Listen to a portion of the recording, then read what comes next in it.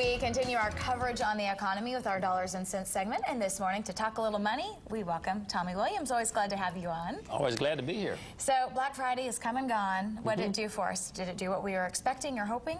Well, I think it was better than last year for sure, and I think that the those that were projecting were very, very pleased. And of course, the online shopping helps as well. Yeah, Cyber Monday we call it. That's right. More people lined up and they spent fewer money. More shoppers spending fewer money, but in general, with all the negativism you've heard about the economy, if you were looking at shoppers if you went shopping on Friday, which I bet you did. Of course I did. I bet you spent money, and so by judging by what's happened so far, looks like we're going to have a really, really good season this year. So in terms of people's spending behaviors, now that they are spending, what is that an indication of, if anything?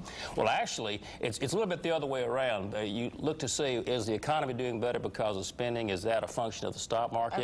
The stock market is doing so much better than anybody expected, so everyone looks at the value of their retirement account. They see the value of their homes rising. That makes them feel better. It's the Christmas season. And that means you're spending money. And so they feel better, so they spend money. And this is a consumer-driven economy.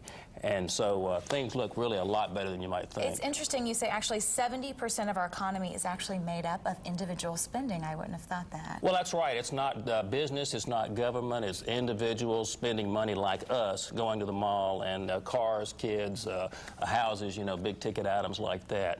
And so if you look at what baby boomers are doing, baby boomers have always been spenders. And so if you want to project forward and see what the economy is going to look like in the future, tell me whether baby boomers will continue to spend money or not.